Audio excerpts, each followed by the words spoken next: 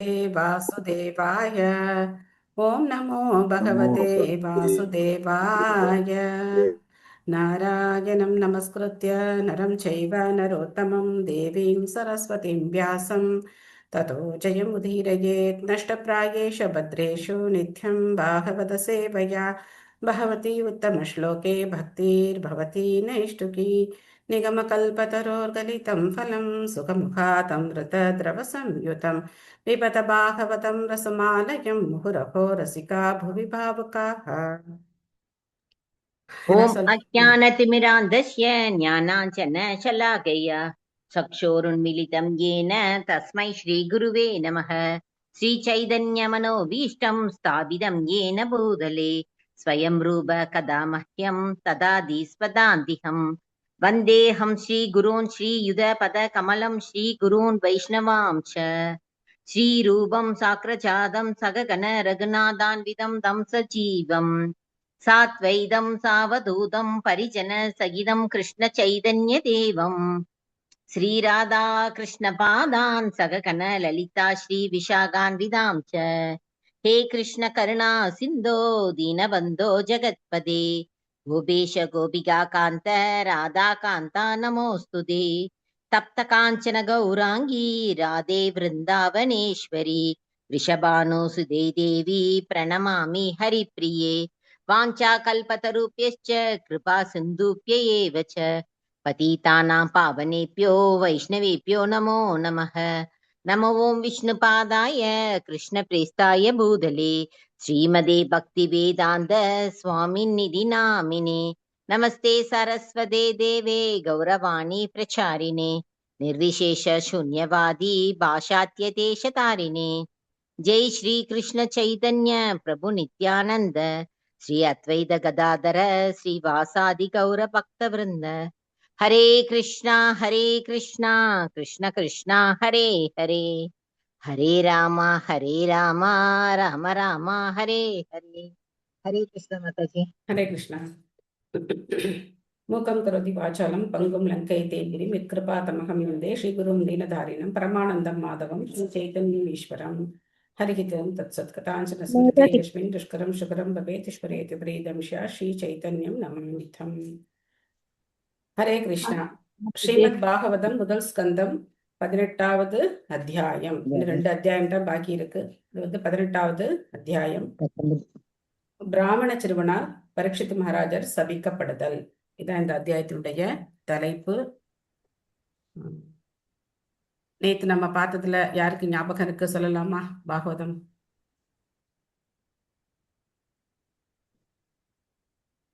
அந்த விஷயத்துல கலி புருஷன் குடியிருக்கலாம்னு அனுமதி வாங்கினார் பரீட்சித் கிட்ட. அப்புறம் அது அந்த இடமே இல்ல பரீட்சித் மகாராஜாவோட ராஜ்யத்துலங்கிறதுனால தங்கத்திலையும் இருக்கிறதுக்கு அனுமதி வாங்கி ஓகே தங்கத்தை வச்சு எப்படி அந்த 3 கால இதா யாகத்துக்கு யூஸ் பண்ணி சரி பண்ணாருன்னு பார்த்தோம். Okay, thank you Mataji. மாதாஜி, தமோ குணத்தில் உள்ளவர்களுக்கு இந்த சாஸ்திரங்கள் குறிப்பிட்டது போல மாமிசம் உள்ள அதே மாதிரி அனுமதி இருக்கலாம்னு சொல்லியிருக்கு 3 இதுல.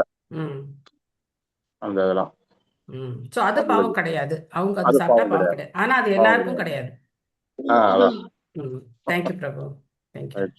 அப்புறம் தவம், தூய்மை, தயை, உண்மை ஆகியவை மக்களை பண்படுத்தி ஆன்மீக அறிவை வரவேற்பதற்குரிய தகுந்த சூழ்நிலையை இது உருவாக்கி இருக்குன்னு நம்ம தெரிஞ்சுக்கிறோம் மாதாஜி. Okay, thank you Mataji.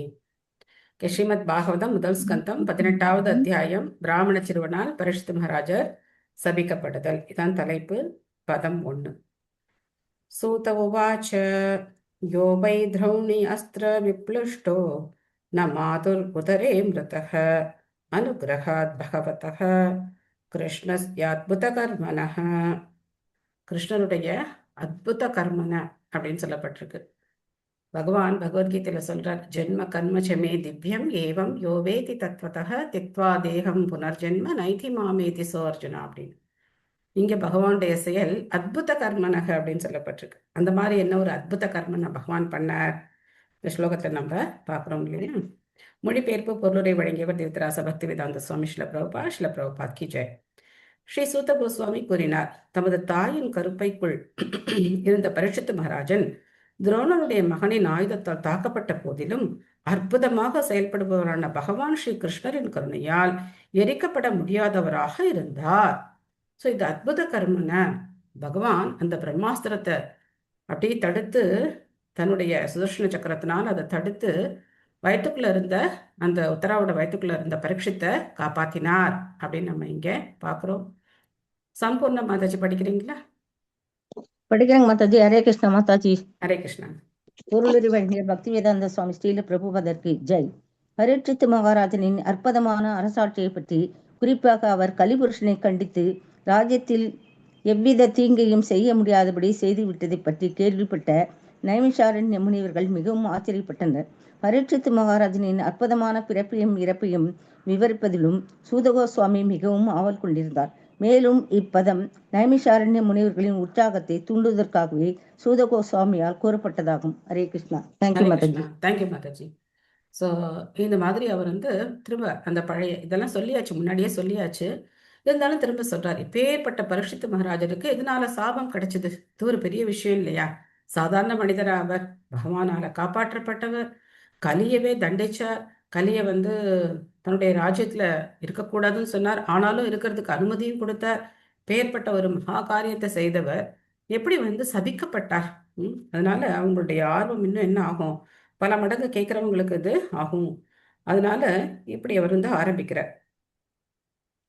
பிரம்ம கோபோதிதாத்யஸ்து தக்ஷாத்ராண விப்ளவாத் ந சம்மோகாருபயாத் பகவதி அர்ப்பிதாசயக. மேலும் பரீட்சித் மகாராஜன் எப்பொழுதும் மனமறிந்த பரமபுருஷனிடம் சரணடைந்தவராக இருந்தார். எனவே ஒரு பிராமண சிறுவனுடைய கோபத்தினால் தன்னை ஒரு நாகம் தீண்டப் போகிறது என்பதை அறிந்த அவர் அச்சமோ கலக்கமோ அடையவில்லை.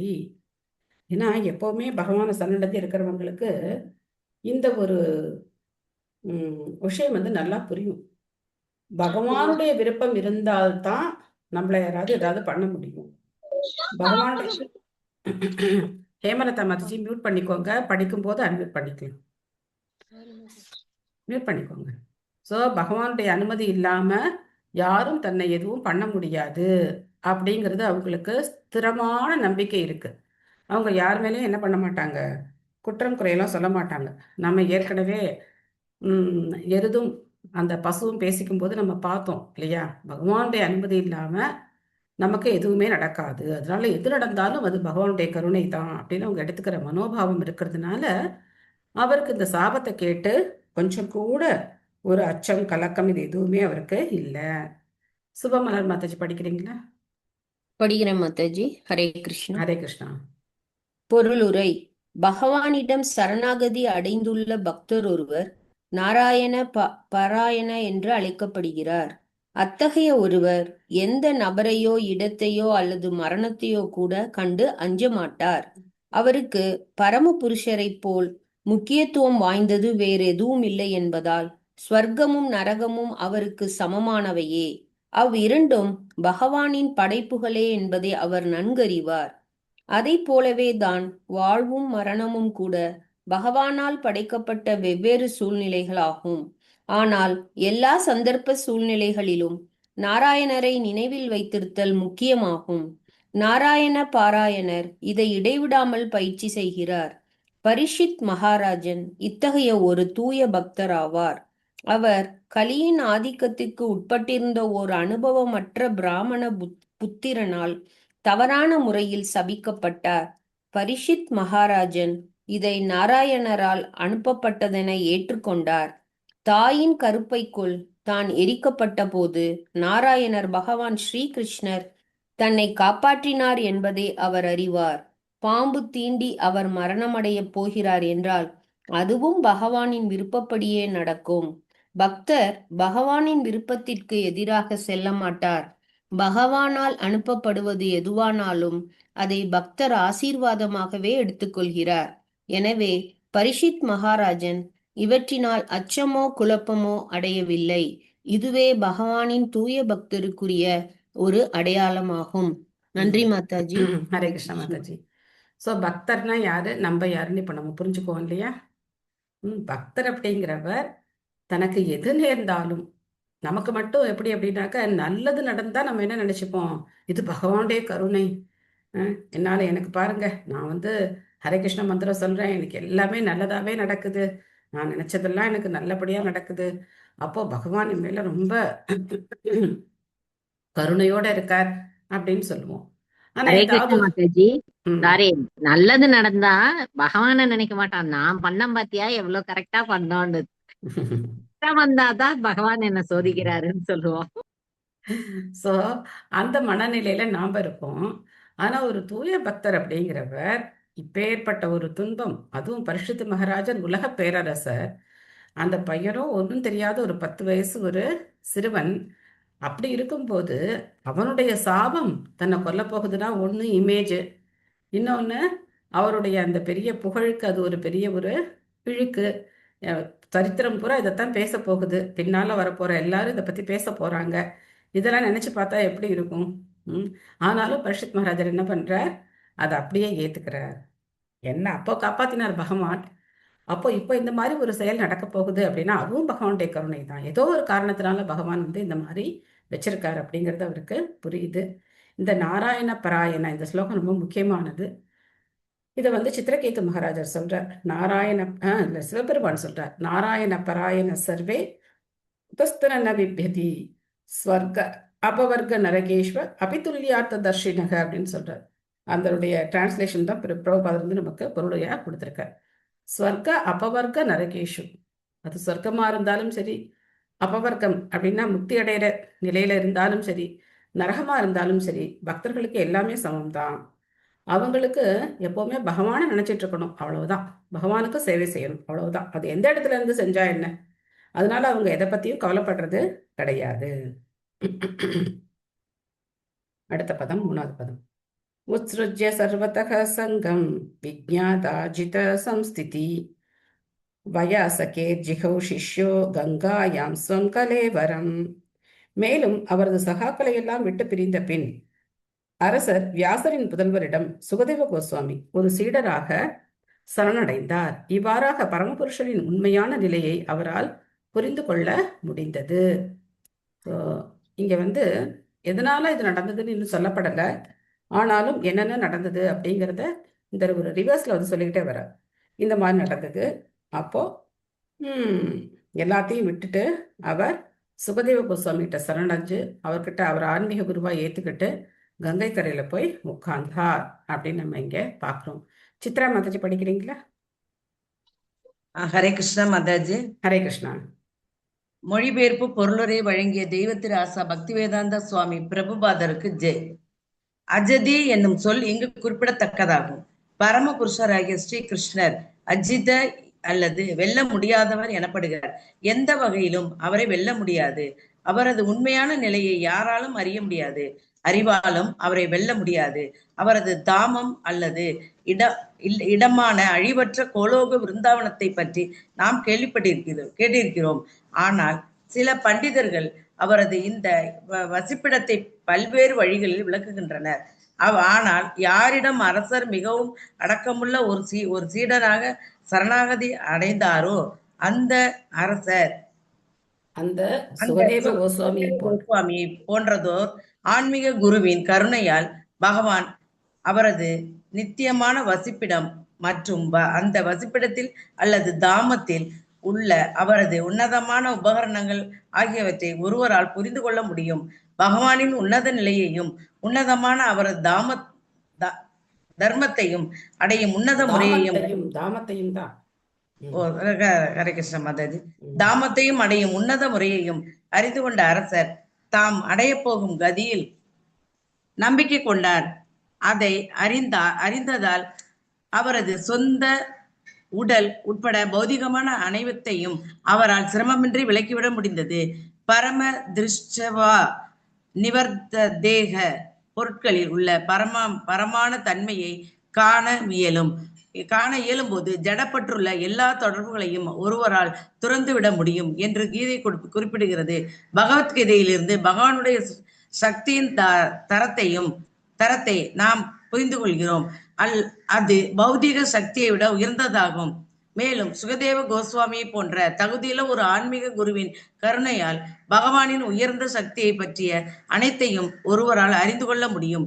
உயர் சக்தியை கொண்டுதான் பகவான் அவரது நித்தியமான நாமம், குணம், லீலைகள் மற்றும் உபகரணங்கள் போன்றவற்றை தோற்றுவிக்கிறார். பகவானின் இந்த நித்தியமான அல்லது உயர் சக்தியை ஒருவர் முழுமையாக தெரிந்து கொள்ள வேண்டும். இல்லையெனில் பௌதீக சக்தியை விட்டு விலகுவதில் சாத்தியமல்ல. பகவான் ஸ்ரீ கிருஷ்ணரின் கருணையால் சுகதேவ கோஸ்வாமி போன்ற ஒருவரின் கருணையை வர்ஷித் மகாராஜனால் பெற முடிந்தது. இவ்வாறாக வெல்ல முடியாத பகவானின் உன்னதமான நிலையை அவரால் அறிய முடிந்தது. வேத இலக்கியங்களில் இருந்து பகவானை அறிவது மிக கடினம். ஆனால் சுகதேவ கோஸ்வாமி போன்றதொரு முக்தியடைந்த பக்தரின் கருணையால் பகவானை தெரிந்து கொள்வது மிக சுலபமாகும். Hare Krishna Mataji. Thank you Mataji. Hare Krishna. Thank you Mataji. Thank you Mataji. அஜித ஜித அப்படின்னா வெற்றி கொள்ளப்படக்கூடியவர். அஜித அப்படின்னா வெற்றி கொள்ள முடியாதவர். எப்பவுமே இந்த அ ந இந்த ஒரு எழுத்து முன்னாடி சேர்ந்ததுன்னா அதுக்கு ஆப்போசிட்டான மீனிங் வந்துடும்.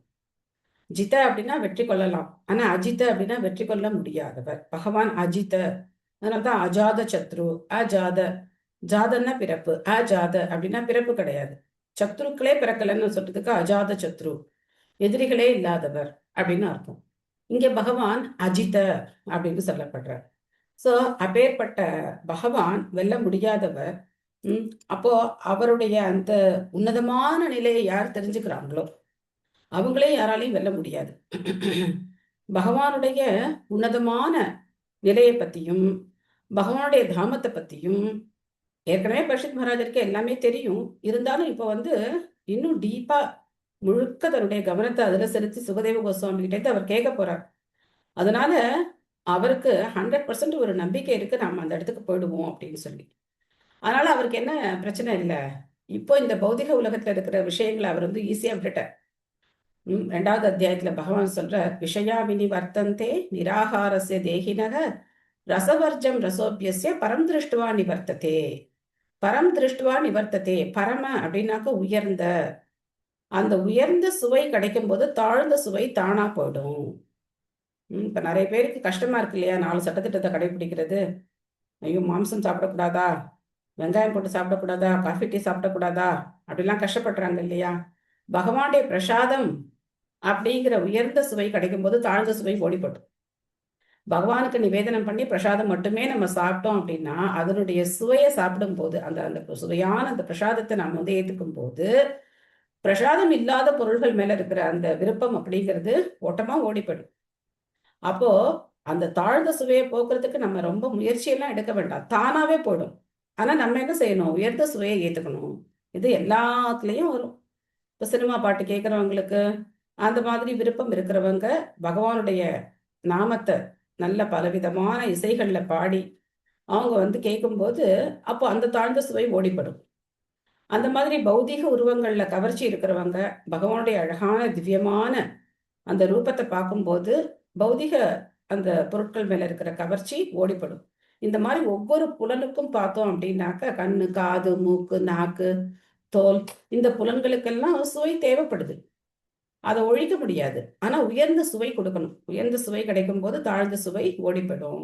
இப்ப கதை புஸ்தகம் படிக்கிறவங்க ஆர்வம் இருப்பாங்க. சில பேருக்கு பெரிய ஒரு என்ன சொல்றது, ஒரு அட்வென்ச்சர் எல்லாம் பண்ணணும்னு ஆசை இருக்கும். ஸோ அவங்கெல்லாம் பாகவதம் படிக்கலாம். பாகவதம் படிக்கும்போது எல்லா விதமான டேஸ்டும் நமக்கு கிடைக்குது. பலவிதமான ரசங்கள், ரசமாலயம் பாகவதம் இல்லையா. அதனால பாகவதம் படிக்க படிக்க படிக்க பகவான் மேல பக்தியும் வரும். நமக்கு அந்த இலக்கிய ஆர்வம்லாம் இருக்கிறவங்க பாகவதத்துல இருக்கிற வர்ணனைகள், பாகவதம் சொல்லக்கூடிய உவமைகள் இதெல்லாம் பார்த்தோம் அப்படின்னா அற்புதமா இருக்கும். இந்த மாதிரி பல விதங்கள்ல பாகவதத்தை சுவைச்சு ஒருத்தர் படிக்கலாம். ஆக இப்ப சுகதேவ கோஸ்வாமி அப்படிங்கிற எந்த ஆன்மீக குருவை ஏத்ததுனால அவருக்கு பகவானை பத்தி புரிஞ்சுக்கிறது ரொம்ப சுலபமாயிடுச்சு. அத்வைத்தம் அச்சுதம் அநாதி அனந்த ரூபம் ஆத்யம் புராண புருஷம் நவயௌவனம் ச வேதேஷு துர்லபம் அதுர்லபம் ஆத்ம பக்தோ கோவிந்தம் ஆதி புருஷம் தமகம் பஜாமின்னு பிரம்மா சொல்ற. வேதேஷு துர்லபம், வேதம் படிக்கிறவங்களுக்கு கூட அரிது பகவானை புரிஞ்சுக்கிறது. ஆனா துர்லபம் ரொம்ப சுலபம். யாருக்கு அப்படின்னா ஆத்மார்த்தமா யார் பக்தி பண்றாங்களோ அவங்களுக்கு. அவங்களுக்கு ஈஸியாக புரிஞ்சிடும். கிருஷ்ணர் தான் முழுமுதற் கடவுள் அப்படின்னு சொன்னால் உடனே ஏற்றுக்குவாங்க. எஸ், கிருஷ்ணர் முழுமுதற் கடவுள்.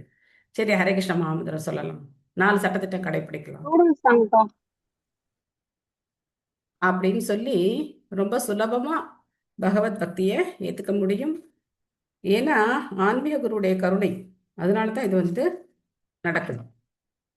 நோத்தம ஸ்லோக வார்த்தானாம் சுஷதாம் தத்கதாமிருதம் ஸ்யாத் சம்பிரமம். ஏன் அன்மியூட் பண்ணிட்டு பேசிட்டு இருக்காங்க?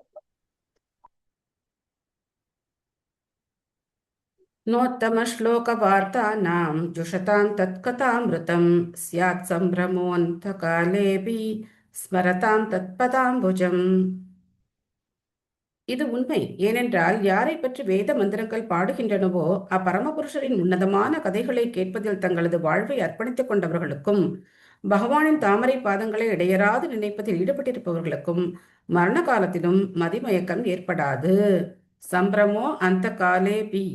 அந்த காலே அப்படின்னா கடைசி நேரத்துல, இந்த தேகத்தை விடக்கூடிய அந்த கடைசி நேரத்துல கூட அவங்களுக்கு ஸ்மரதாம் தத் பதாம்புஜம், பகவானுடைய பாத கமலங்களை ஞாபகம் வச்சுக்கிறது ரொம்ப சுலபம் அப்படின்னு இங்க சொல்லப்படுது. ஹேமலதா மதிச்சு படிக்கிறீங்களா?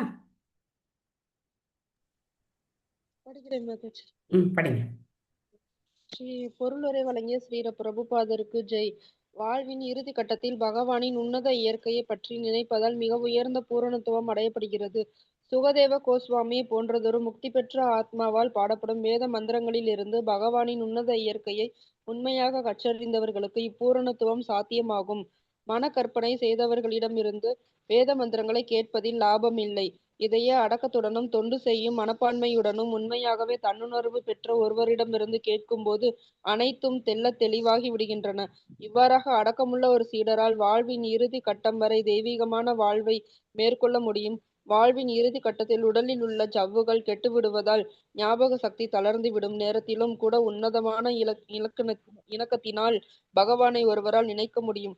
ஒரு சாதாரண மனிதனுக்கு மரண காலத்தில் விஷயங்களை உள்ளபடி நினைவு கூறுவது மிக கடினம். ஆனால் பகவான் மற்றும் அவரது தூய பக்தர்களின் கருணையால் இவ்வாய்ப்பு ஒருவருக்கு சுலபமாக கிட்டும். மேலும் பரீட்சித்து மகாராஜனின் விஷயத்தில் நடந்ததும் இதுதான். ஜெய் ஸ்ரீ கிருஷ்ணா. நன்றி மாதாஜி. ஹரே கிருஷ்ணா. தேங்க்யூ மாதாஜி. பாகவதம் புஸ்தகம் வாங்கி நம்ம ஹேமலதா மாதாஜி பாகவதமும் இன்னைக்கு குரூப்ல படிச்சுட்டாங்க. டெய்லி படிக்கிறதா இருந்தாலும் குரூப்லையும் படிக்கிறது ஒரு சந்தோஷம். தேங்க்யூ மாதாஜி. ஸோ வாங்காதவங்க எல்லாரும் இந்த மாதிரி பாகவதம் அவங்களும் வாங்கிக்கிட்டு இந்த மாதிரி பாகவதம் படிக்கிறதுல கலந்துக்கணும். அப்போது நம்மளுடைய கவனம் இருக்கும், நம்ம பாகவதம் படிக்கிறோம் அப்படிங்கிற கவனம் இருக்கும், சந்தோஷம் இருக்கும், எல்லாமே நமக்கு கிடைக்கும். ஆக இங்கே நம்ம என்ன பார்க்குறோம் அப்படின்னா, அந்த மரண காலத்தில் உடல் அப்படிங்கிறது பலவிதமான தொந்தரவுகளுக்கு உட்படும் இல்லையா? குலசேகர ஆழ்வார் அடிக்கடி அந்த பிரபுபாதர் இந்த ஸ்லோகத்தை அடிக்கடி சொல்வார். கிருஷ்ண த்வதீய பத பங்கஜ பஞ்சராந்தம் அத்யைவ மே விஷது மானச ராஜஹம்ச பிராண பிரயாண சமயே கபவாத பித்தைஹி கண்டாவரோதன விதோ ஸ்மரணம் குதஸ்தே அப்படின்னு. கடைசி நேரத்தில் இந்த கபவாத பித்தம் தொண்டையை அடைச்சிக்கும் போது நான் எப்படி உங்களை ஞாபகம் வச்சுக்க முடியும் அப்படின்னு நான் பிரபாத் இங்கே நமக்கு சொல்ற, யார் ஒருத்தர் தொடர்ந்து பாகவத கதைகளை கேட்டுட்டு இருக்காங்களோ, பாகவத பாராயணம் பண்ணிட்டு இருக்காங்களோ, பகவானுடைய உபதேசங்களை கேட்டு அதுபடி நடந்துட்டு இருக்காங்களோ அவங்களுக்கு ரொம்ப சுலபமா இது நடந்துடும் அப்படின்னு சொல்றார். குலசேகர ஆழ்வார்க்கும் இது ஒன்றும் ஒரு பெரிய கஷ்டம் கிடையாது. ஆனா பகவான் நினைக்க வேண்டிய முக்கியத்துவத்தை சொல்றதுக்காக அந்த ஸ்லோகத்துல அவர் அப்படி சொல்றார். தாவத் கலீன பிரபவேத் பிரவிஷ்டோ அபீக சர்வதஹ யாவத் ஈஷோ மகான் உர்வியாம் அபிமன்யவ ஏகராட். அபிமன்யுவின் சிறந்த சக்தி வாய்ந்த மகன் உலக பேரரசராக இருக்கும் வரை கலிபுருஷன் செழிப்படைய வாய்ப்பில்லை. ஸோ இதெல்லாம் இந்த சூழ்நிலைகள் நடக்குது. பரீட்சித் மகாராஜர் இருக்கிற வரைக்கும் கலியால என்ன பண்ண முடியாது, செயல்பட முடியாது. விமலா தேவி மாதாஜி படிக்கிறீங்களா? ஹரே கிருஷ்ணா மாதாஜி. ஸ்ரீல பிரபுபாதருக்கு ஜெய். நாம் முன்பே விளக்கியது போல் கலிபுருஷன் நீண்ட காலத்திற்கு முன்பே இந்த பூமியின் அதிகார எல்லைக்குள் நுழைந்து விட்டான். மேலும் உலகம் முழுவதிலும் தனது ஆதிக்கத்தை பரப்புவதற்கான வாய்ப்பை அவன் எதிர்பார்த்திருப்பான். ஆனால் பரீட்சித் மகாராஜனின் இருப்பினால் அதை அவனால் திருப்திகரமாக செய்ய முடியவில்லை. நல்ல அரசாங்கம் என்றால் இப்படித்தான் இருக்க வேண்டும். கலிபுருஷனை போன்ற துஷ்டர்கள் எப்பொழுதும் தீய செயல்களை பரப்புவதில் உறுதியாக இருப்பார்கள். ஆனால் அவற்றை தடுப்பது அரசாங்கத்தின் கடமையாகும். பரிசித் மகாராஜன் கலிபுருஷன் வாழ்வதற்கு இடமளித்த போதிலும் அவனால் கௌரவப்படுத்துவதற்குரிய எந்த வாய்ப்பையும் அவர் பிரஜைகளுக்கு அளிக்கப்படவில்லை. ஹரே கிருஷ்ணா. நன்றி மாதாஜி. ஹரே ஹரே கிருஷ்ணா. கிருஷ்ணா. கவரப்படுவதற்கு கலிபுருஷனை கலிபுருஷன் கவர்ந்து கலிபுருஷனால கவரப்படுறதுக்கு பிரஜைகளுக்கு ஒரு வாய்ப்பும் இல்லை. ஏன்னா எங்க பார்த்தாலும் நாம சங்கீர்த்தனம், எல்லாரும் ஏகாதசி ஃபாலோ பண்றாங்க, எல்லாரும் 4 சட்டத்திட்டங்களை ஃபாலோ பண்றாங்க. எங்கே இந்த கலி உள்ள நுழைய முடியும் இல்லையா? யஸ்மின் அகனீயர்ஹியேவ பகவான் உத்சசர்ஜகாம் ததைவேஹானுவிருத்தோசாவ் அதர்ம பிரபவ கலிஹி. பரமபுருஷராக பகவான் ஸ்ரீ கிருஷ்ணன் இந்த பூமியை விட்டு சென்ற அதே நாளில் அக்கணமே எல்லா அதர்ம செயல்களையும் தூண்டும் கலிபுருஷன் இவ்வுலகினுள் பிரவேசித்தான். ஸோ அந்த கால சந்தி அப்படிங்கிறத தான் நம்ம பார்த்தோம். துவாபார யுகத்துக்கும் கலியுகத்துக்கும் நடக்கக்கூடிய அந்த கலியுகம் அந்த ஃப்ளரிஷ் ஆகலை, கொஞ்சம் கொஞ்சமாக தான் ஆரம்பிக்கும். அந்த மாதிரி கொஞ்சம் கொஞ்சமாக தீவிரமடையும். இதை நம்ம வாழ்க்கையில நம்ம பார்க்கலாம். ஆரம்பத்தில் எப்படி இருந்தோம், நம்ம சின்ன குழந்தையா இருக்கும்போது உலக சூழ்நிலை எப்படி இருந்தது, இப்போ எப்படி இருக்கு, இதெல்லாம் நம்ம பார்க்கலாம். உடையில மாற்றம், உணவு முறையில மாற்றம், மக்களுடைய சிந்தனைகள்ல மாற்றம், மக்களுடைய நல்ல ஒழுக்கத்துல மாற்றம், இதெல்லாம் நம்ம கண்கூடா பார்க்கலாம். அகிலா மாதாஜி படிக்கிறீங்களா? ஹரே கிருஷ்ணா மாதாஜி. ஹரே கிருஷ்ணா. ஸ்ரீல பிரபுபாதருக்கு ஜெய். பரமபுருஷருடன் அவரது புனித நாமம், இயல்புகள் போன்றவை எல்லா வகையிலும் ஒத்திருப்பவை ஆகும். பரமபுருஷர் பூமியில் அவதரித்திருந்ததால் அதன் ஆதிக்க எல்லைக்குள் கலிபுருஷனால் பிரவேசிக்க முடியவில்லை. அதே போலவே பரமபுருஷ பகவானின் புனித நாமம், இயல்புகள் போன்றவைகளை இடைவிடாமல் பாடுவதற்கு ஏற்பாடு செய்யப்படுமானால் கலிபுருஷன் நுழைவதற்கு வாய்ப்பே இருக்காது. கலிபுருஷனை உலகிலிருந்து வெளியேற்ற இதுதான் வழி. தற்காலிக நாகரிகமான மனித சமூகத்தில் பௌதிக விஞ்ஞானம் மிகவும் முன்னேறியுள்ளது. மேலும் காற்றில் ஒலியை பரப்புவதற்கு அவர்கள் வானொலி ஒலிபரப்பியை கண்டுபிடித்துள்ளனர். எனவே புலன் நுகர்வுக்காக சில உபதிரவமான ஓசையை ஒலிபரப்புவதற்கு பதிலாக பகவத்கீதையிலும் ஸ்ரீமத் பாகவதத்திலும் சிபார்சு செய்யப்பட்டிருப்பது போல் பகவானின் புனித நாமம், புகழ் மற்றும் செயல்கள் ஆகியவற்றின் உன்னத ஓசையை ஒலிபரப்புவதற்கு அரசாங்கம் ஏற்பாடு செய்யுமானால் உலகில் அனுகூலமான ஒரு சூழ்நிலை உருவாக்கப்பட்டு மத கோட்பாடுகள் மீண்டும் நிலைநிறுத்தப்படும். இவ்வாறாக உலகிலிருந்து லஞ்ச ஊழலை வெளியேற்றிவிட விரும்பும் தலைமை நிர்வாகிகள் அதில் வெற்றி அடைவார்கள். பகவத் தொண்டில் முறையாக உபயோகிக்கப்படுமானால் எதுவுமே கெட்டதல்ல. ஹரே கிருஷ்ணா. ஹரே கிருஷ்ணா. இதுதான் யுத்த வைராக்கியம். ஸோ பிரபுபாத் காலத்துல அப்பதான் ரேடியோ கண்டுபிடிச்சிருக்காங்க. அதுக்கு முன்னாடி வரைக்கும் இந்த ரேடியோ கிடையாது. அப்பதான் ரேடியோ கண்டுபிடிச்சிருக்காங்க. அதனால அந்த ரேடியோலயே பிரபுபாதர் ஒரு பேட்டி கொடுத்திருக்காரு. அந்த ரேடியோ நிகழ்ச்சிக்கும் பிரபுபாதர் போய் ஒரு பேட்டி கொடுத்திருக்கார். அப்போ இதை சொன்ன உடனே அந்த அந்த அமெரிக்க அரசாங்கம் அதை ஏத்துக்கிட்டு கிருஷ்ணா புக்ல இருந்து டெய்லி ஒரு சாப்டர் அதை எப்படி படிப்பாங்க அப்படின்னா நரேஷனோட படிப்பாங்க. இப்போ கம்சன் பேசினார் அப்படின்னா அந்த கம்சன் மாதிரியே ஒருத்தர் அந்த கோமா அந்த மாதிரி பேசுறது, வசுதேவர் மாதிரி ஒருத்தர் அப்படியே டிராமட்டிக்காவே படிப்பாங்க அந்த இதை. அப்போ நல்ல வரவேற்பு இருந்தது அமெரிக்க மக்களிடையே. அந்த நிகழ்ச்சிக்கு நல்ல வரவேற்பு இருந்தது. இன்னைக்கும் அதை நம்ம ஃபாலோ பண்ணோம் அப்படின்னாக்க மக்கள் எல்லாரும் உண்மையான விஷயத்தை கேட்கறதுக்கு ஒரு வாய்ப்பு கிடைக்கும். பிரபா சொல்றார், நீங்க எவ்வளவு கண்டுபிடிச்சு உபதிரவமா கேட்டுட்டு இருக்கீங்க அப்படிங்கிறார் இல்லையா? என்ன பண்றாங்க, எல்லாம் காதுல மாட்டிக்கிட்டு கேளுங்க கேளுங்க கேளுங்க கேட்டுக்கிட்டே இருங்க அப்படின்னு என்னத்தை கேட்கறாங்கன்னே தெரியல, என்னென்னமோ கேட்டுட்டு இருக்காங்க. ஆனா கேட்க வேண்டியது என்ன? பகவானுடைய நாமம், அவருடைய குணம், புகழ், லீலைகள், இதெல்லாம் நம்ம உபதேசங்கள், இதை நம்ம எப்பவுமே தொடர்ந்து கேட்டுக்கிட்டே இருந்தோம் அப்படின்னாக்க பிரச்சனையே கிடையாது. ஸோ அந்த மாதிரி நம்ம ட்ரெயின் பண்ணணும், மக்களை அந்த மாதிரி ட்ரெயின் பண்ணணும். அதனால தான் நகர சங்கீர்த்தனம்லாம் பண்ணுறது ரொம்ப உயர்ந்தது. இந்த மாதிரி குரூப்பாக நம்ம பாகவதம் படிக்கிறது. எவ்வளோ பேர், கிட்டத்தட்ட 115 பேர் குரூப்பில் இருக்காங்க.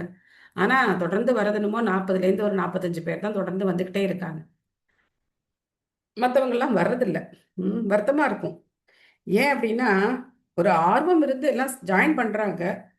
ஆனால் தொடர்ந்து வரணும் இல்லையா? வந்தால் தானே கேட்க முடியும். வேற என்ன நம்ம வசதி, வேற எப்படி நம்ம பண்ணி கொடுக்க முடியும்? நாமளா தொடர்ந்து கவனமாக நம்ம கேட்கணும். அதுக்கு ஒரு வாய்ப்பை ஏற்படுத்தி கொடுத்துருக்காங்க, அதை நம்ம யூட்டிலைஸ் பண்ணிக்கணும். நானுத்வேஷ்டி கலிம் சாம்ராட் சாரங்க இவசாரபுக் குச்சலானி ஆக சித்தியந்தி நேதராணி கிருதானி யத். சாரங்க இவசாரபுக், நல்ல அழகான ஒரு ஸ்லோகம். இக்கலியுகத்தில் புண்ணியங்கள் உடனே நல்ல பலன்களை அளிக்கின்றன. ஆனால் பாவங்கள் அப்படியல்லாமல் செய்யப்பட்ட பின்னரே பயனளிக்கின்றன. எனவே பரீட்சித்து மகாராஜன் தேனியை போன்று சாரத்தை மட்டுமே கிரகிக்கும் தெளிந்த மனதுடையவர் என்பதால் கலிபுருஷனை அவர் ஒருபோதும் பகைக்கவில்லை. அதுக்கான காரணமும் சொல்லப்படுது. சாரபுக் அப்படின்னு சொல்லி இங்க வந்து சாரங்க இவ சாரபுக் அப்படின்னு என்ன அர்த்தம் இதுக்கு அப்படின்னா, நல்ல விஷயமும் இருக்கு, கெட்ட விஷயமும் இருக்கு. தேனியும் இருக்கு, ஒரு ஒரு ஈ இருக்கு.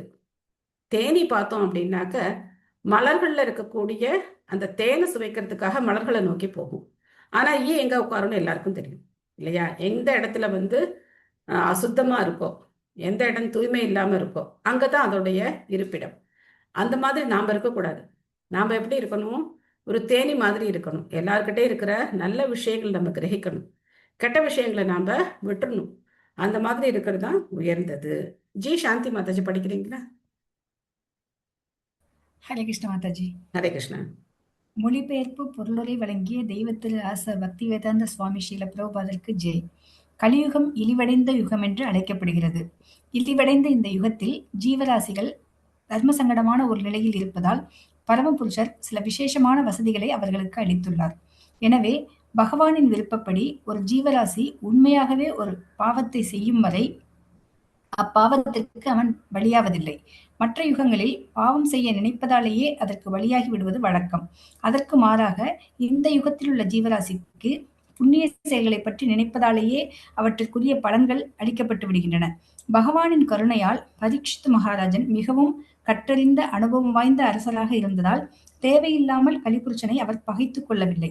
ஏனெனில் களி பாவம் செய்வதற்கு வாய்ப்பளிக்கும் உத்தேசம் அவருக்கு இல்லை. கலியுகத்தின் பாவச் செயல்களுக்கு பலியாவதிலிருந்து பிரஜைகளை அவர் காப்பாற்றினார். ஆனால் அதே சமயம் சில குறிப்பிட்ட இடங்களை கலிபுருஷனுக்கு பிரித்து கொடுப்பதன் மூலமாக கலியுகத்திற்கும் முழு வசதிகளை அவர் ஏற்படுத்தி தந்தார். கலியுகத்தில் கலிபுருஷனின் துஷ்ட செயல்கள் மலிந்துள்ள போதிலும் இந்த யுகத்தில் ஒரு மிகச்சிறந்த நன்மை உள்ளதென்று ஸ்ரீமத் பாகவதத்தில் முடிவில் கூறப்பட்டுள்ளது. பகவானின் புனித நாமத்தை பாடுவதாலேயே ஒருவரால் முக்தியடைய இயலும். இவ்வாறாக பரீட்சித் மகாராஜன் பகவானின் நாம சங்கீர்த்தனத்தை பரப்புவதற்குரிய நன்கு திட்டமிட்ட ஏற்பாடுகளை செய்து கலியின் பிடியிலிருந்து பிரஜைகளை காப்பாற்றினார். இந்த நன்மையை கருத்தில் கொண்டுதான் சில சமயங்களில் பெரும் முனிவர்கள் கலியுகத்தை வரவேற்றனர். பகவான் ஸ்ரீ கிருஷ்ணரின் செயல்களை பற்றி உரையாடுவதால் கலியுகத்தின் தீமைகளை எல்லாம் போக்கிக் கொள்ள முடியும் என்று வேதங்களிலும் கூறப்பட்டுள்ளது. ஸ்ரீமத் பாகவதத்தை படிப்பதால் ஒருவரது இதயத்தில் பரமபுருஷர் உடனே கைப்பற்றப்படுகிறார் என்று பாகவதத்தின் துவக்கத்தில் கூறப்பட்டுள்ளது. இவையே கலியுகத்தில் உள்ள சில மிகச்சிறந்த நன்மைகளாகும். இவற்றை நன்கு பயன்படுத்தி கொண்ட பரீட்சித் மகாராஜன் கலியுகத்தை பற்றி இழிவாக நினைக்கவில்லை. இது அவரது வைஷ்ணவ தர்மத்திற்கு ஏற்புடைய முடிவாகும். Hare Krishna Mataji. Thank you Mataji. Thank you Mataji. Hare Krishna. Sir 4 யுகங்களை நம்ம ஒப்பிட்டு பார்க்கும்போது சத்திய யுகத்துல ஏதாவது ஒரு பாவ செயலை மனசுல நினைச்சாலே பாவம். யாராவது ஒரு செயலை மனசுல நினைச்சாலே பாவம். ஆனா கலியுகத்துல அந்த செயலை செஞ்சாதான் பாவம். மனசுல நினைச்சா பாவம் கிடையாது. அப்போ மனசுல நினைக்கலாமான்னா நினைக்கூடாது. ஏன்னா மனசுல நினைச்சா அதை நம்ம செஞ்சிருவோம். 2-3 தடவை அந்த நினைப்பு அந்த எண்ணம் வந்ததுன்னு வச்சுக்கோங்களேன், அது வாய் வழியா வந்துடும், பேசிடுவோம் இல்லையா? அதே மாதிரி அந்த செயலையும் செஞ்சுடுவோம். அதனால நினைக்கக்கூடாது, அது வேற விஷயம். ஆனா பாருங்க, புண்ணிய காரியத்தை பண்ணணும்னு அவசியம் இல்லை, நினைச்சாலே புண்ணியம். இப்போ ஒன்றும் இல்லை, நம்ம 16 மாலை தான் ஜபம் பண்றோம். அப்படி இருந்தா கூட நான் டெய்லி 64 மாலை ஜபம் பண்ணணும் அப்படின்னு ஆசைப்பட்டாலே பலன் உண்டு. நம்ம ஆசைப்படுறதுக்கே என்ன பண்றோம்? பயப்படுறோம். ஐயோ 16 மாலையா, 64 மாலையா, பயப்படுறோம். ஆசைப்பட்டாலே பலன் உண்டு. நம்ம ஜஸ்ட் ஆசைப்படணும், நான் 64 மாலை ஜபம் பண்ணணும், நான் நித்தியம் பாகவதம் படிக்கணும், நான் நிறைய ஸ்லோகம் மெமரி பண்ணணும், நான் பகவானை பத்தி பேசிக்கிட்டே இருக்கணும். இப்படிலாம் நம்ம ஆசைப்பட்டாலே என்னது, நமக்கு பலன் உண்டு. ஆனா ஆசைப்படவே பயப்படக்கூடாது. ஆசைப்பட்டா ஐயோ நான் அந்த மாதிரி பண்ண வேண்டி வந்துருமோ அப்படின்னு நம்ம பயப்படக்கூடாது. ஆனா பாவ காரியங்களை செஞ்சாதான் பாவம். பட் அதுக்காக மனசுல நினைக்கக்கூடாது, பாவ காரியங்களை நினைக்கவும் கூடாது.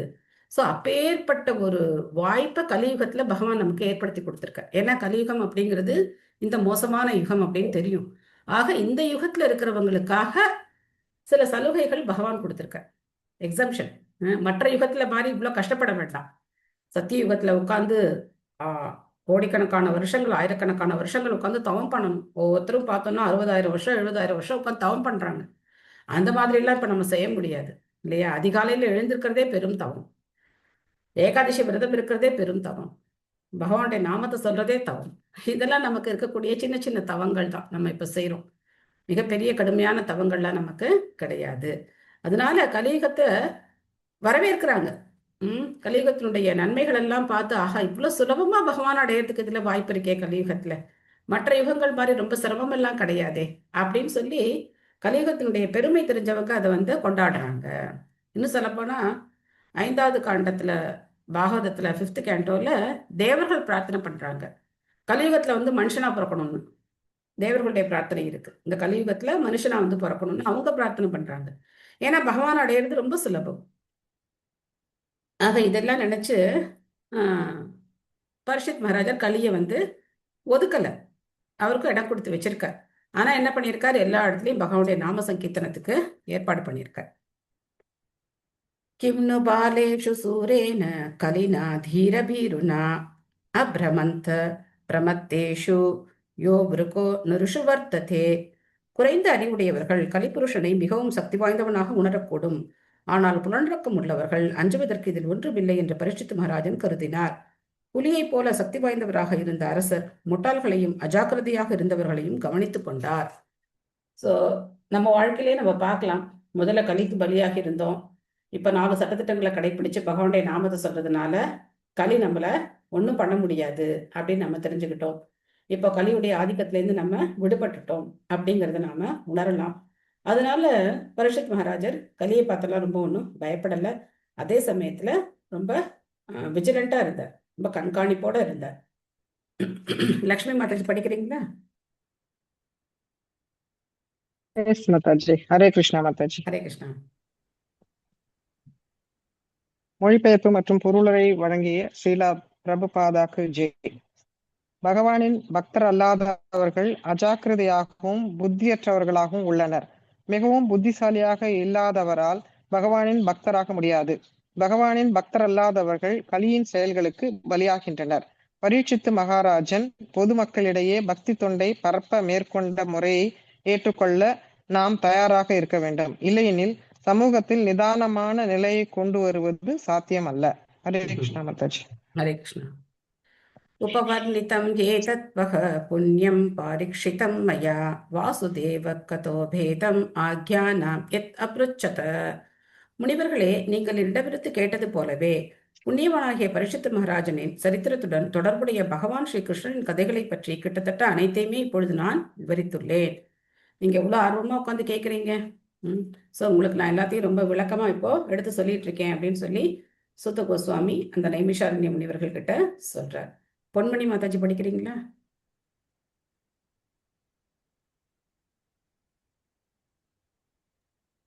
ஹரே கிருஷ்ண மாதாஜி. ஹரே கிருஷ்ணா. பகவானின் பக்தர் அல்லாத பொருளுரை வழங்கியவர் திரு ஆசா பக்தி வேதாந்த சுவாமி ஸ்ரீல பிரபுபாதாக்கு ஜெய். பகவானின் பக்தர் அல்லாதவர்கள் அஜாக்கிரதையாகவும் புத்தியற்றவர்கள்.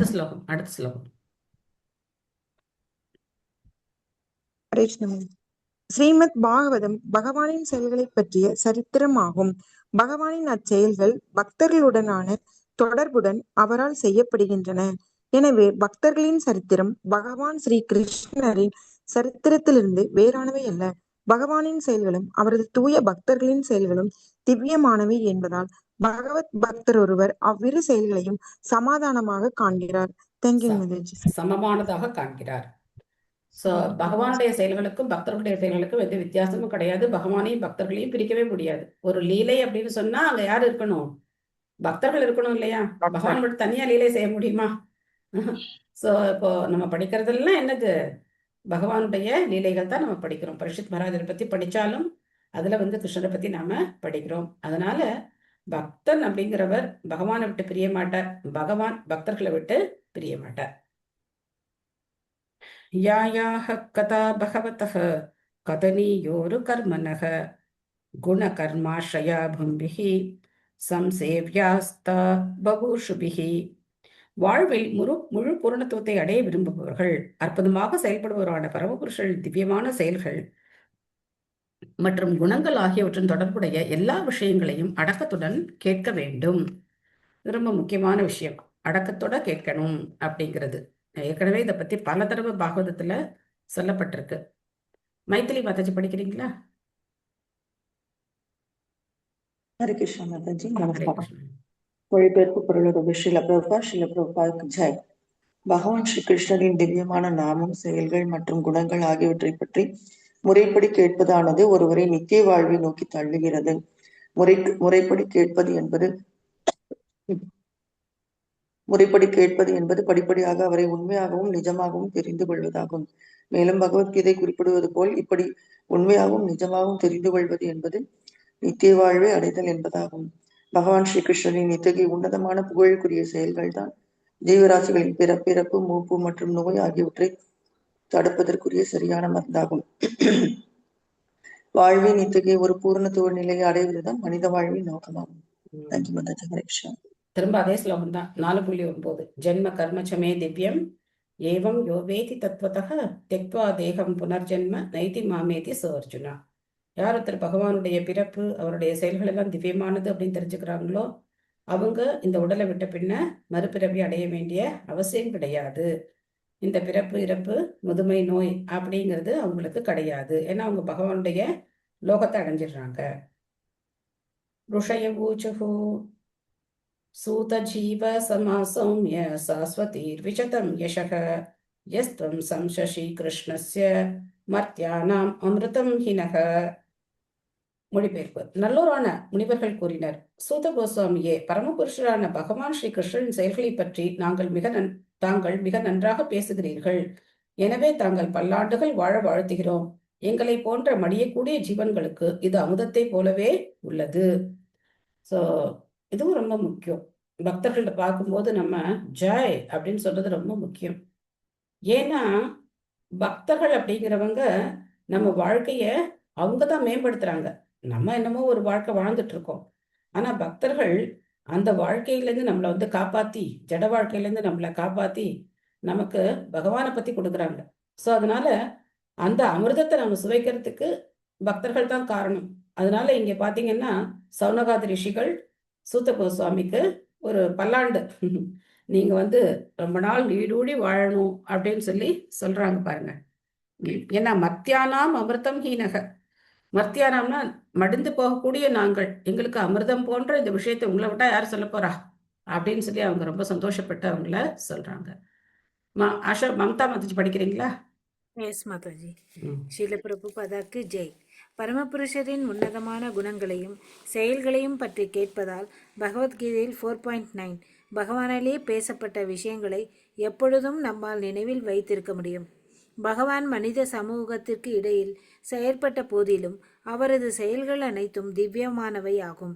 ஏனெனில் அவை பகவானின் பௌதீக சக்தியிலிருந்து வேறுபட்ட உன்னதமான ஆன்மீகத்தன்மையை கொண்டுள்ளன. பகவத்கீதை குறிப்பிடுவது போல அச்செயல்கள் திவ்யம் என்று அழைக்கப்படுகின்றன.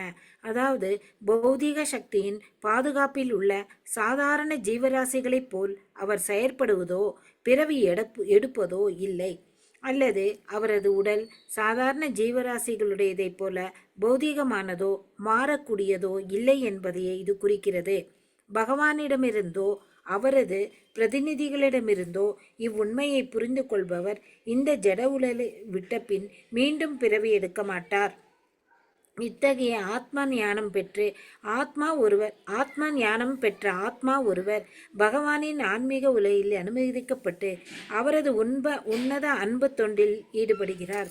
எனவே பகவத்கீதையிலும் ஸ்ரீமத் பாகவதத்திலும் குறிப்பிட்டுள்ள பகவானின் உன்னதமான செயல்களை பற்றி எவ்வளவு அதிகமாக நாம் கேட்கிறோமோ அவ்வளவு அதிகமாக அவரது திவ்யமான இயற்கை பற்றி அறிந்து பகவானை அடையும் வழியில் உறுதியாக நம்மால் முன்னேற முடியும். ஹரே கிருஷ்ணா. தேங்க்யூ மாதாஜி. ஸோ நிறைய பேர் என்ன நினைக்கிறாங்க அப்படின்னா, புதுசா கேட்கணும் அப்படின்னு நினைக்கிறாங்க. இந்த லீலையை நம்ம கேட்டுட்டோம், இது எனக்கு தெரியும் அப்படின்னு நினைக்கிறாங்க. அது கிடையாது. எத்தனை தடவை முடியுமோ அத்தனை தடவை நம்ம கேட்கணும். ஒவ்வொரு பக்தர் சொல்லும் போது அதுல ஒவ்வொரு சுவை இருக்கும். ஒவ்வொரு விதமான அவங்களுக்கு என்ன புரிஞ்சிருக்கோ அந்த புரிதலோட சொல்லும் போது நமக்கு அது பல நன்மைகளை கொடுக்கும். அதனால ஒரே லீலையை தானே நம்ம கேட்கிறோம் அப்படிலாம் நினைக்கக்கூடாது. திரும்ப திரும்ப திரும்ப திரும்ப கேட்க கேட்க கேட்க பகவானுடைய பௌதிக சக்தியிலேருந்து நம்மளால விடுபட முடியும். இதுவும் சக்தி தான், பௌதிக சக்தியும் பகவானுடைய சக்தி தான். ஆனா பகவானுடைய லீலைகள் இந்த பௌதிக சக்திக்கு அப்பாற்பட்டது. கர்மணி அஸ்மின் அனாஸ்வாசே தூம தூம்ராத்மனாம் பவான் அபாயயதி கோவிந்த பாத பத்மாசவம் மது. எங்களுடைய செயல்களில் பல குறைகள் இருப்பதால் அதன் பலனை பற்றிய நிச்சயம் இல்லாமலேயே பலநோக்கு கர்மமாகிய இந்த யாகத்தையை இப்பொழுது நாங்கள் ஆரம்பித்திருக்கிறோம். எங்களது உடல்கள் புகையால் கருமை அடைந்துள்ளன. ஆனால் தாங்கள் விநியோகிக்கும் பரமபுருஷராகிய கோவிந்தருடைய தாமரை பாதங்களின் அமுதத்தினால் உண்மையாகவே நாங்கள் மகிழ்ச்சி அடைகிறோம். இவங்களுக்கு சந்தேகம் வந்துருச்சு. யாருக்கு? அந்த நைமிஷாரண்யத்தில் இருக்கிற சௌனகாதி ரிஷிகளுக்கு சந்தேகம் வந்துருச்சு. என்ன சந்தேகம் வந்துருச்சு? நாங்க யாகம் என்னமோ பண்ணிட்டு இருக்கோம், பெருசு பெருசா யாகத்தை வளர்த்து நாங்க யாகம் பண்ணிட்டு இருக்கோம். ஆனா அந்த யாக புகையினால என்ன ஆயிட்டு இருக்கோம்? நாங்க கருப்பாயிட்டு இருக்கோம். அது மட்டும்தான் நிச்சயமா தெரியுது. இதோட பலன் கிடைக்குமான்னு எங்களுக்கு தெரியல. என்ன பலன்? கலியுகத்தை எங்களால காப்பாற்ற முடியுமான்னு தெரியல. கலியுக மக்களுக்கு நன்மை பண்ண முடியுமான்னு தெரியல. வேற எந்த பலனையும் அவங்க எதிர்பார்க்கல. ஆனா இந்த பகவானுடைய கதாமிருத்தம் இருக்கே, இது நிச்சயமா பலனை கொடுக்கும்னு தெரிஞ்சு போச்சு. இதை கேட்க கேட்க எங்களுக்கு பரம ஆனந்தமா இருக்கு. இது நிச்சயமா பலன் கொடுக்கும்னு எங்களுக்கு தெரிஞ்சு போச்சு. அதனால நாங்க ரொம்ப சந்தோஷமா இருக்கோம் அப்படின்னு நீங்க சொல்றாங்க. யோகேஸ்வரி மாதாஜி படிக்கிறீங்களா? படிக்கிற மாதாஜி. ஹரே கிருஷ்ணா. ஹரே கிருஷ்ணா. நைமிஷாரண்ய முனிவர்களால் ஆரம்பிக்கப்பட்ட யாகம் பல குறைகளின் காரணத்தால் புகையும் சந்தைகளும் நிறைந்ததாக இருந்தது. இக்கலியுகத்தில் இத்தகைய யாகத்தை வெற்றிகரமாக நிறைவேற்றுவதற்கு தேவையான தகுதியுள்ள பிராமணர்களின் பற்றாக்குறை முதல் குறையாகும். இத்தகைய யாகத்தில் காணப்படும் எந்த ஒரு குறையும் காலத்தையே கெடுத்துவிடும் என்பதுடன் பலனும் நிச்சயம் இல்லை. நெல்லை பயிரிடுவதால் கிடைக்கும் நற்பலன் தெய்வாதீனமான மழையை பொறுத்துள்ளது. எனவே பலன் நிச்சயம் இல்லை.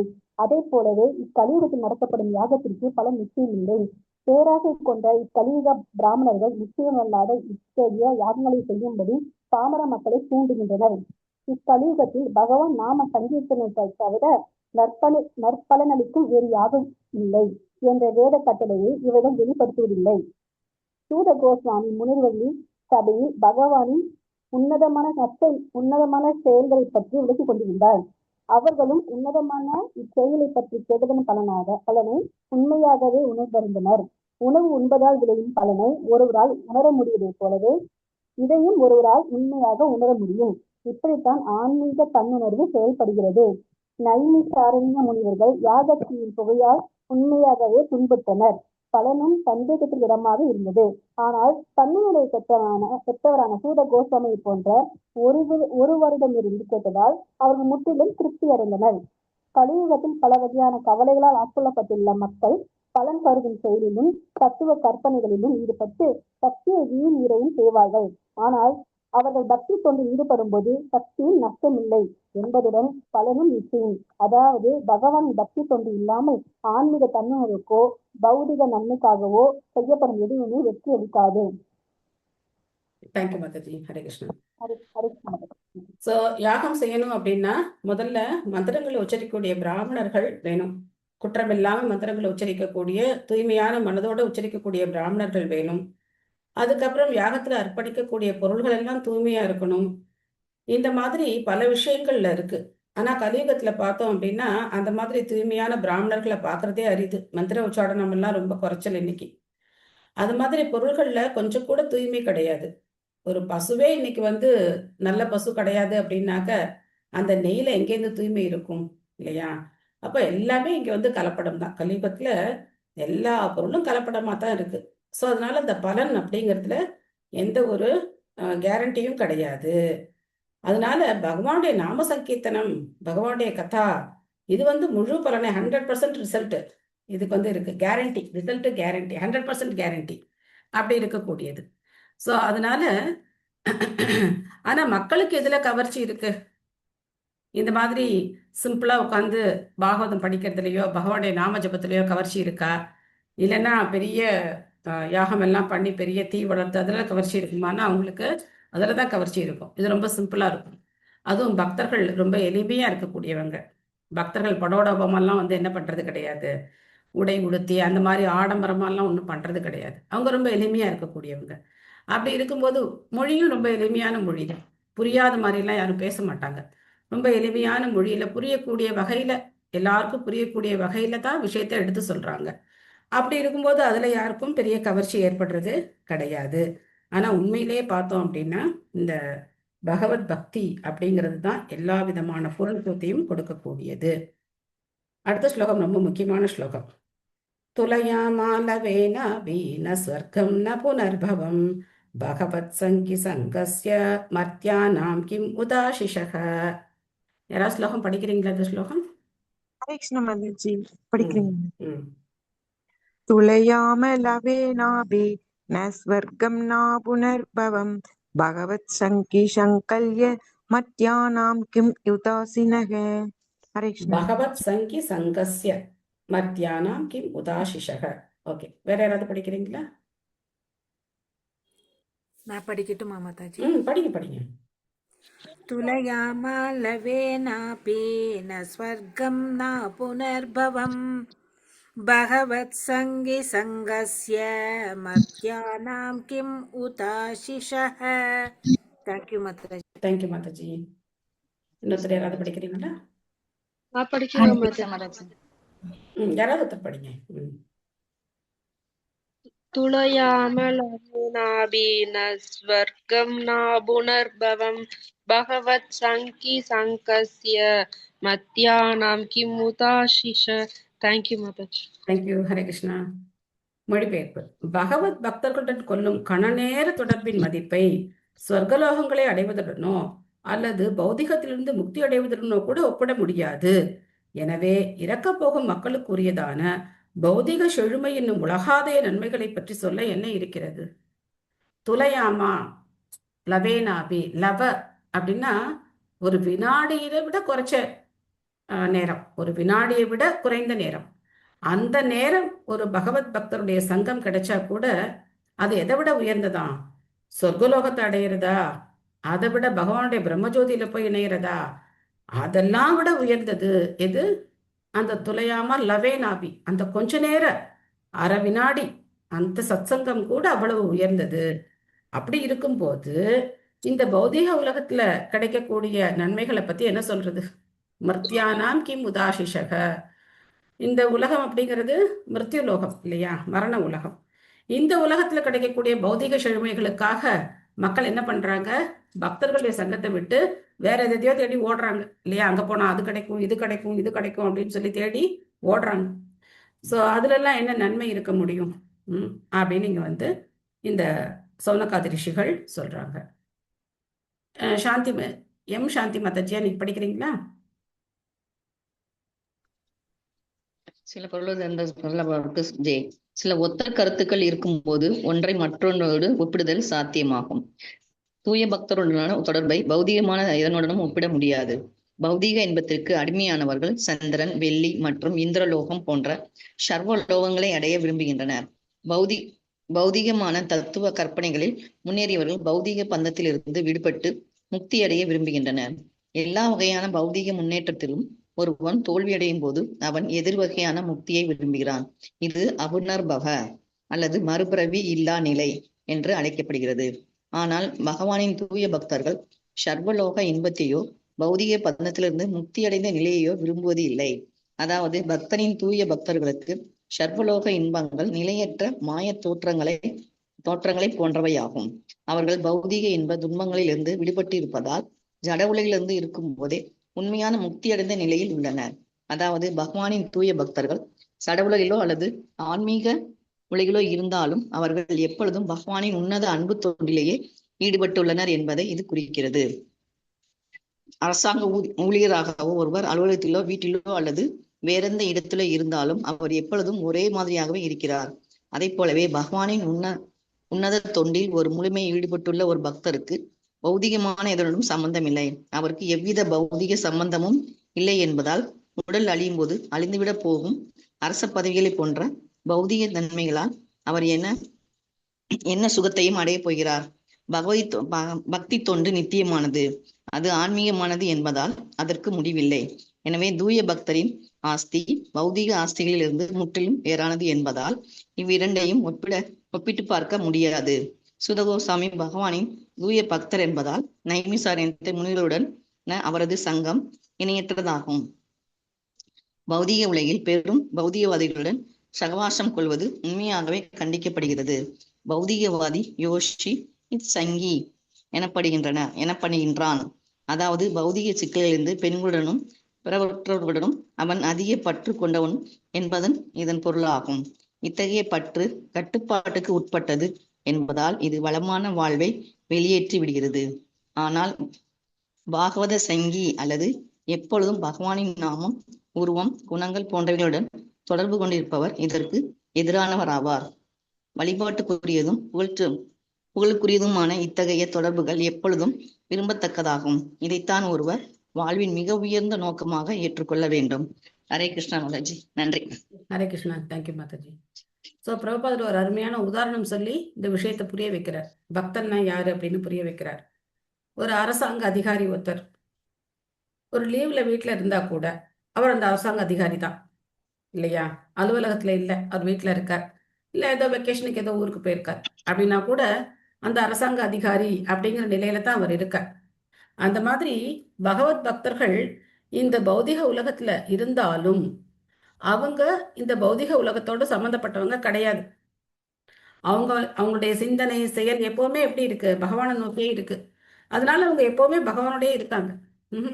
அதனால அவங்களுக்கு அது பிரச்சனை கிடையாது அப்படின்னு சொல்றார். ஸோ அந்த மாதிரி இருக்கக்கூடிய பக்தர்களுடைய சங்கம் இருக்கே, அது மிக உயர்ந்தது. அந்த சங்கம் இப்போ பரீட்சித் மகாராஜருக்கு சுகதேவ கோஸ்வாமி மூலமா கிடைக்க போகுது. இங்க நைமிஷாரண்ய முனிவர்கள் சூத கோஸ்வாமி இப்படி கொண்டாடுறாங்க. உங்களுடைய சங்கம் எங்களுக்கு கிடைச்சது இருக்கே, இது நாங்க எவ்வளோ என்ன சொல்றது, இப்பேற்பட்ட ஒரு பாக்கியம் நாங்க பண்ணியிருக்கோம், உங்களுடைய சங்கம் எங்களுக்கு கிடைச்சிருக்கு அப்படின்னு சொல்லி அவரை புகழ்ந்து சொல்றாங்க. ஸோ இங்க நாம இதை நிறுத்திக்குவோம். மீண்டும் நாளை தொடர்வோம். உங்களுக்கு ஏதாவது கேள்விகள், சந்தேகங்கள், கருத்துக்கள் ஏதாவது இருக்கா? ஹரே கிருஷ்ணா மாதாஜி. எஸ் மாதாஜி. இது காஞ்சிபுரம் 3 நாள் ப்ரோக்ராம் ரொம்ப நல்லா நடந்தது. பலபத்திர பிரபுக்கு தான் நன்றி சொல்லணும். அவ்வளவு சூப்பரா நடந்தது. எல்லாம் டான்ஸ் பண்ணிட்டு நல்லா பிரசாதம் அதெல்லாம் ரொம்ப நல்லா இருந்தது. நேற்றுக்கு என்னோட பர்த்டே. நேற்றுக்கு நிறைய பிரபுஜீஸோட காலில் விழுந்து அவளோட ஆசீர்வாதம் வாங்கிக்கிற பாக்கியம் கிடைச்சது. அப்ப பெங்களூர்ல இருந்து ஒரு பிரபு வந்திருக்காரு. அவர் தான் கீர்த்தன் பண்ணி எல்லாம் பண்ணார். அவர்கிட்ட போய் ஆசீர்வாதம் வாங்கிட்டு இருந்தேன். ஒரு மேடையில உட்கார்ந்துட்டு இருந்தார். அப்ப அவர் டக்குன்னு என்ன செஞ்சாரு, எந்திரிச்சு பிரபுபாத அவரோட படத்துல இருந்து இந்த மாலையை எடுத்து என்கிட்ட கொடுத்து உங்க கழுத்துல போட்டுக்கோங்க அப்படின்னு சொல்லி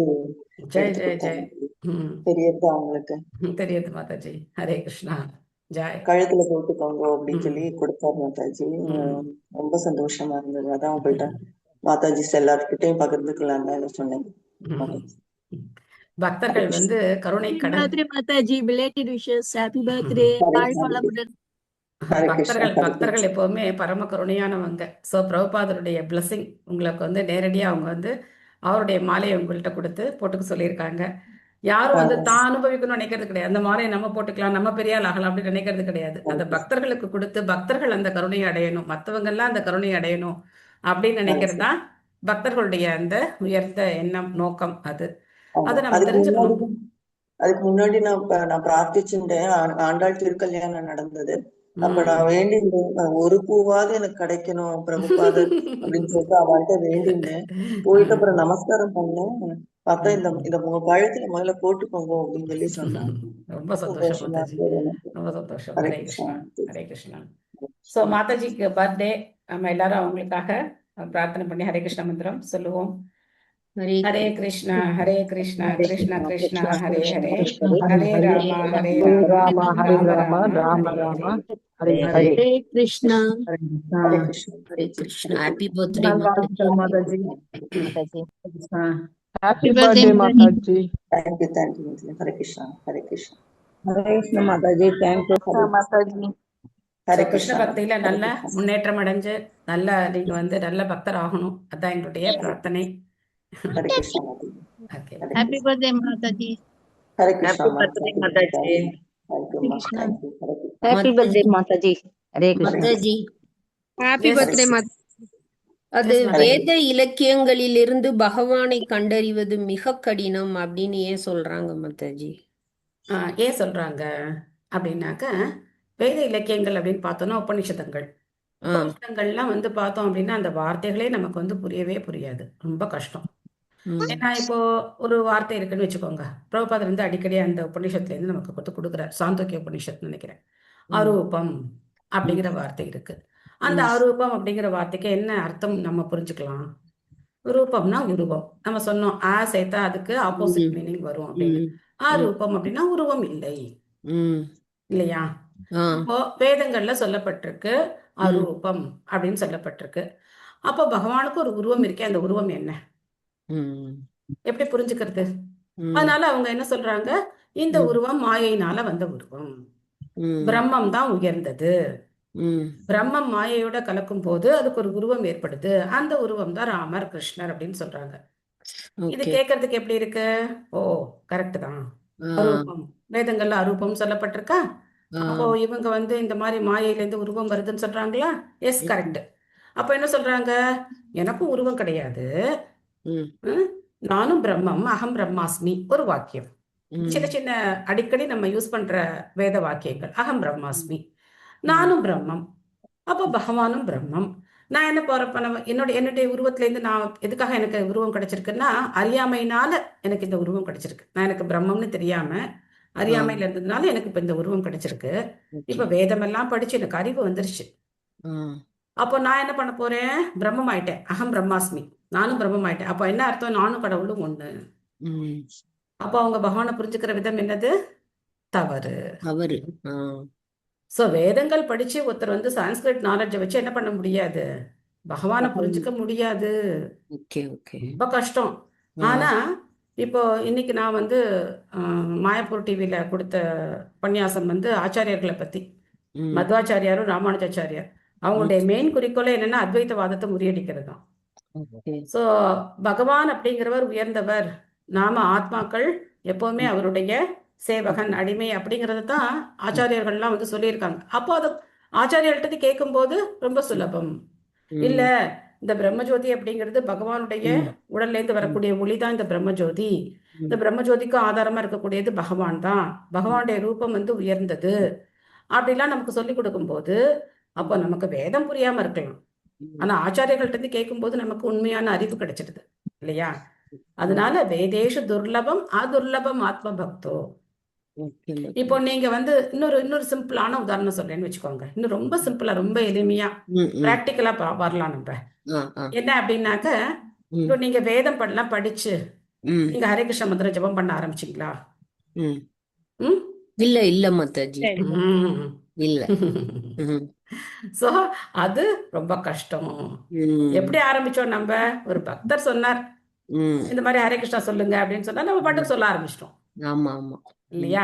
அப்போ ம் நமக்கு வேத அறிவெல்லாம் இப்போ நமக்கு கிடைக்குது. ம் ஆ பகவத்கீதை படிக்கிறோம், ம் பாகவதம் படிக்கிறோம், பிரபுபாத பொருளுரைகள்ல இருந்து நமக்கு ம் எக்கப்பட்ட பொக்கிஷம். பிரபுபாத ஒவ்வொரு பொருளுரையும் ஒரு பெரிய ஒரு ம் பொக்கிஷம். இப்போ அதெல்லாம் படிச்சு நம்ம வந்து தெரிஞ்சுக்கிறோம். ஆ அப்போ இது சுலபமா இருக்கு, இது ஈஸியா இருக்கு ஈஸி, ம் இல்லையா? சோ நம்ம சான்ஸ்கிரிட்டே கத்துட்டு இருந்தாலும் ம் வேதம் படிச்சாலும் புரியாது, ஆ குழப்பம்தான் மிஞ்சும். அதனாலதான் அவங்க ஞானிகள் ஆயிடுறாங்க, ஸ்பெகுலேட் பண்ணிக்கிட்டே இருப்பாங்க, இதுவா அதுவா இப்படியா அப்படியா. They will speculate, mental speculation will be going on there. Understood Mataji They never come to a conclusion, the right conclusion. They cannot come to a right conclusion that the Lord has a divine form. அதனால வேதம் படிச்செல்லாம் பகவானை புரிஞ்சுக்கிறதுங்கிறது ரொம்ப ரொம்ப கஷ்டம். Okay Mataji, நன்றி மாதாஜி, நல்லா ஹரே கிருஷ்ணா. புரியுது. Thank you Mataji. நல்ல ஹரே கிருஷ்ணா கொஸ்டின், மாதாஜி. நல்ல கொஸ்டின். ஹரே எஸ் கிருஷ்ணா மாதாஜி. ஹரே கிருஷ்ணா மாதாஜி, நீங்க இன்னைக்கு பேசுனது அது எங்களுக்கு லிங்க் கிடைக்குமா மாதாஜி? இப்போ கேட்க முடியுமா எங்களை? குரூப்ல போடுறேனே, லிங்க் போடுறேன். Okay Mataji, okay. இன்னைக்கு மதியம் நம்ம ரெகுலரா போட்டுட்டு இருக்கேனே. இல்ல மாதாஜி, நேத்தியோடது வரல யூடியூப் எது? லிங்க். நேத்தி நேத்து கிளாஸ் தானே? இல்ல, நேத்து கிளாஸ் போட முடியல, ஏன்னா ரொம்ப பிஸி. நேத்து வந்து என்னோட கிளாஸ் முடிஞ்சது, நம்ம கிளாஸ் முடிஞ்ச உடனே எங்க பிரபுக்கு உடனே கிளாஸ் ஆரம்பிச்சிருச்சு. அவங்க கிளாஸ் முடியறதுக்கே 8:30 மணி மேல ஆயிடுச்சு. அதுக்கப்புறம் இதெல்லாம் போட்டு படுக்கிறதுங்கிறது அது சாத்தியமே இல்லை. அதனால இன்னைக்கு போடுவார்னு நினைக்கிறேன். சரிங்க மாதாஜி. நான் சொல்றது வந்து மாயப்பூர் டிவியோட லிங்க் தான் மம்தா மாதாஜி. நீங்க அதானே கேக்குறீங்க? இன்னைக்கு மத்வ நவமி. ஆமா மாதாஜி, கேட்கலான்னு. அதான் இந்த குரூப்ல போட்டு விட்றேன். தேங்க்யூ மாதாஜி. ஹரே ஹரே கிருஷ்ணா. கிருஷ்ணா மாதாஜி. ஹரே கிருஷ்ணா மாதாஜி. தேங்க்யூ மாதாஜி.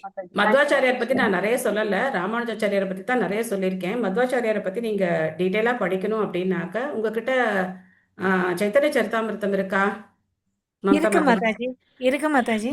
அதுல மத்திய லீலையில 9வது அத்தியாயத்துல 245வது ஸ்லோகத்துல பிரபுபாத் இந்த பொருளுரையில ரொம்ப விளக்கமா கொடுத்திருக்கார். மாதாஜி கொஞ்சம் மெதுவா மாதாஜி. மத்திய லீலையில 9.245.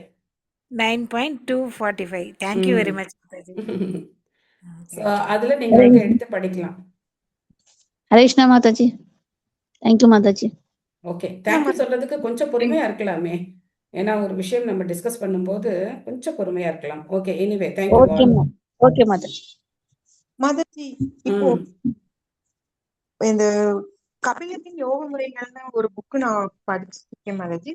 அந்த புக் வச்சு ஜெகநாதபுரியில் வந்து ஒரு பக்தர் வந்து இரவும் பகலுமா கிருஷ்ண பைத்தியமா இருந்தாரு.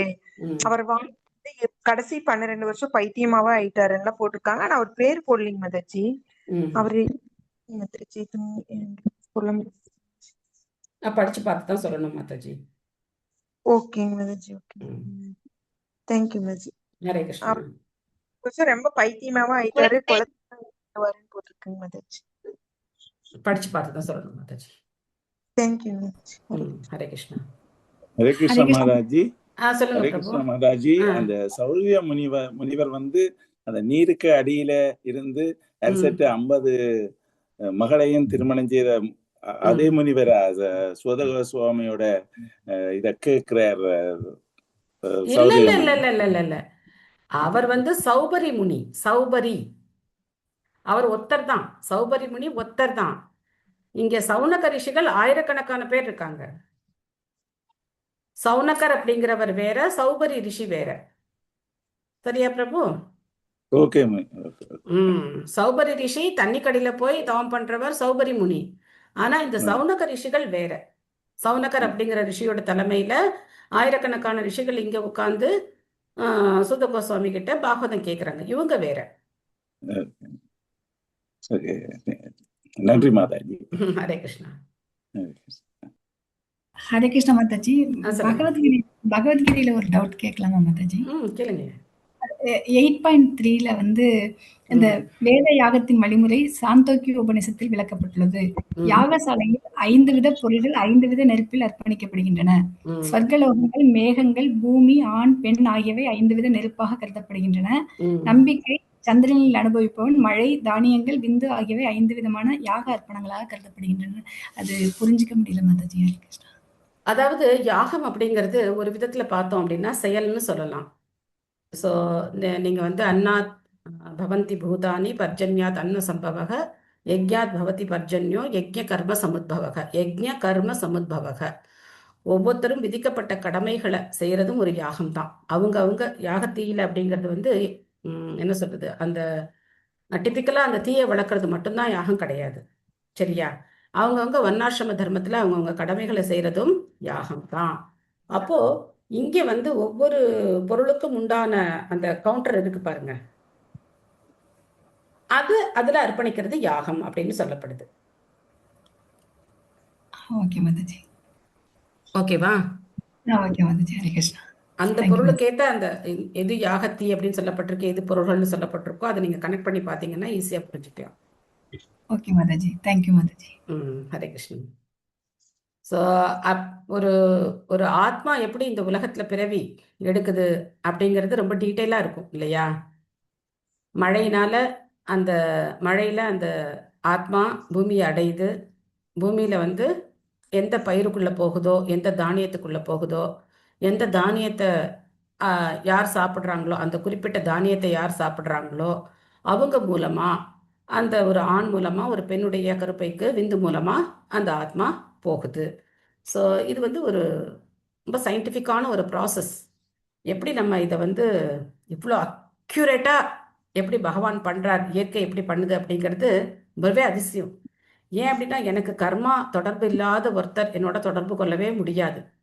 இப்போ எனக்கு ஒருத்தர் மகனாவோ மகளாவோ எனக்கு உடன் பிறந்தவர்களாகவோ எனக்கு தாய் தந்தையராகவோ யாராவது ஒருத்தர் வரணும் அப்படின்னாக்க எனக்கும் அவங்களுக்கும் முன்னாடி பிறவியில் என்ன இருக்கணும், தொடர்பு இருக்கணும். அவங்களோட தான் திரும்ப நமக்கு தொடர்பு ஏற்படும். ஏதாவது ஒரு ஒரு ஒரு குறை இருக்கும் நம்மக்கிட்ட, அதை நிவர்த்தி பண்ணுறதுக்கு இல்லை அதை நம்ம அனுபவிக்கிறதுக்காக வர்றோம். அப்போ இந்த அளவுக்கு சயின்டிஃபிக்காக வந்து பகவான் அதை பண்ணுறார். அது ரொம்ப அதிசயமான ஒரு விஷயம். அதை பகவான் வந்து இயற்கை மூலமா பண்றார். ஓகேவா? ஓகே மாதாஜி. ஹரே கிருஷ்ணா. ஹரே கிருஷ்ணா.